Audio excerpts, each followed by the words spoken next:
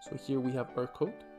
Now, if you guys want to change the type of text that you want, it's pretty simple. It's gonna be here. Once again, I can have sample. I can choose the type of text that I want. So let's say I want this type right here.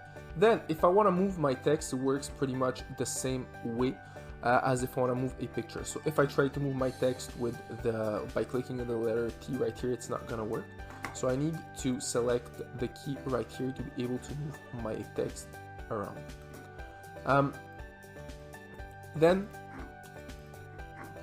next thing, if I want to modify the color of my text, it's pretty simple. I just select my text.